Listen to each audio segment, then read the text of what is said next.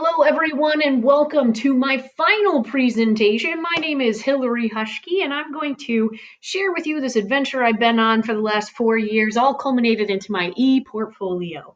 First, I'm going to remind you of what my objectives were. The first one was my e-portfolio will demonstrate use and understanding of a variety of technology tools. So right up here in my navigational bar is technology tools. And when you click on it, you'll see that my top 5 technology tools and some honorable mentions are listed here, as well as my goofy face with a mask on it. So I have listed each of these tools in order of my favorite. Padlet was a big go-to for me. And each of these technology tools, I have listed what it is, and then how I've used it in my classroom, evidence of how I used it in my classroom, suggestions for other ways to use it, and some tutorials or links to more information specific to that tool. I've done that for each of my top 5, including Screencastify, which is what I'm using now. And then down below, I have my honorable mentions. And I've listed these with a brief description, a link to get there, and how I have used them in my classroom.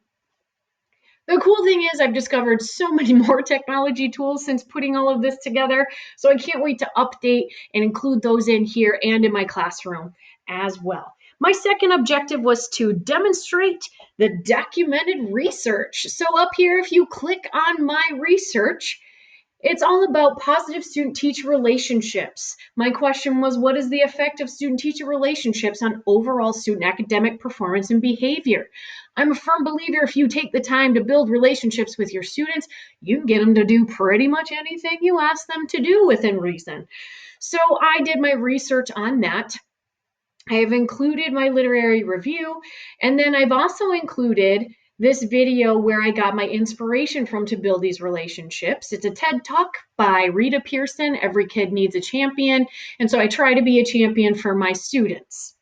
My third objective was that my e-portfolio will illustrate how teaching and professional collaboration have been aligned with the ISTE standards for educators. I have unwittingly known that I've been doing this the whole time. I didn't know I was matching up my educational career to these ISTE standards. And so when I actually started to put this together and decide on my standards, they very much organically came together. So I have listed all of my standards here. I've described what each of them means, how I'm meeting the standard, and then I've also provided some artifacts or evidence to show this. So they are all listed here either with screenshots. I've included maybe many videos on these. And then I have also demonstrated how I collaborate with everyone basically at my school to meet all of these standards. My fourth objective was to illuminate my online presence and relationships with students. So in order to kind of back up what I've been saying about building student relationships, I have created an online presence for those students who can't always be in my classroom, whether they're in quarantine for a couple weeks or we take a pause like we're currently on right now. Students can still see me. If they see you, they will know you. And I know there was a lot of concern that these kids wouldn't get to know their teachers wouldn't get to know their kids because we were all doing it through a screen. But you can still build good, positive relationships, and it shouldn't matter if you're on the screen or in the actual classroom. So I've included here different ways you can do that, tips. I'm not an expert, but these all work for me, and I've shared them with other educators, and it works for them. So I've included videos and screenshots and the tips here. So I have also created a metaphor, and it's not as obvious, I think, but I have this colleague that always says, I just don't think we should reinvent the wheel. And I always try to say, we don't reinvent the wheel. We change it and adapt it to be what it needs to be for these students. So my philosophy is we always need to adapt and change to what students need. So my metaphor is on my homepage, and behind me are traditional books, our traditional way of learning, which is reading and gaining knowledge. In front of my face is a screen.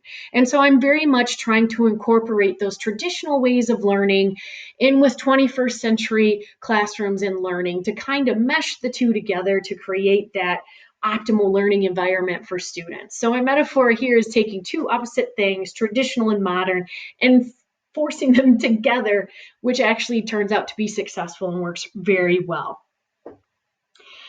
Some suggestions I received. I asked too many closed questions in my original survey, so I sent out second ones.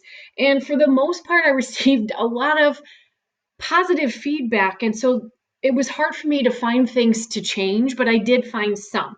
So we'll start with this home page. I was instructed I should probably change the font color to a little bit darker of a color to make it stand out more. So I did that. I did have a spelling error down at the bottom of the screen. So I changed that as well. Someone thought I had misspelled Screencastify. They didn't realize that was a tool. Now they do. And so I had to say, well, that's actually spelled correctly. So I left it. Another suggestion was specific to the ISTE standards page. So it was kind of almost split down the middle. There were people who loved that everything was on one page and all you had to do was scroll down. And I'm a firm believer in the fewer clicks, the better. So I felt it should all be on one page as well. So it was just all here because I don't like switching pages. Some people felt like I should separate these ISTE standards into separate pages, but I just could not bring myself to do that. The other issue was the amount of words I used. There was really only one person who didn't really like that. I used so many words. Here's the problem, and I knew this was going to be a problem. I'm an English teacher, and I tell my kids to write as if the person reading knows nothing about the subject matter. And I never ask my students to do something that I'm not willing to do myself. So I included the information here in as few words as I possibly could. But the main audience is other educators, and the purpose is to inform them. And I know best to inform people by being very specific and detailed and provide all sorts of evidence and guidance. So the words were necessary here. One thing I did change was I went through and I added these dividers so that I would separate these standards a little bit more. And it was suggested that I say what ISTE stood for because I didn't do that. And some people might not know what ISTE stands for. So I included the International Society for Technology and Education up at the top and underlined each of the letters to indicate that's where the acronym ISTE comes from. I have learned so much about myself on this journey. I did not realize I could be a technology person. A lot of times, when it comes to English courses, you don't really match those up with technology. And I've really discovered and proved to other educators and my students that technology and ELA can go together and we can do some really cool stuff with it. So I plan mostly to use this e-portfolio to educate my other fellow colleagues. It could possibly be used for a prospective job, but it's not really the intention of this e-portfolio. I do have a get in touch page and it has my email, my resume, my teaching certificate, and this letter of recommendation, which is a prized possession of mine. It was written by my administrator and it was my letter of recommendation to get into the program at SVSU, and it's very well written. So I hope you have enjoyed my presentation and I wish you all the best of luck in the future.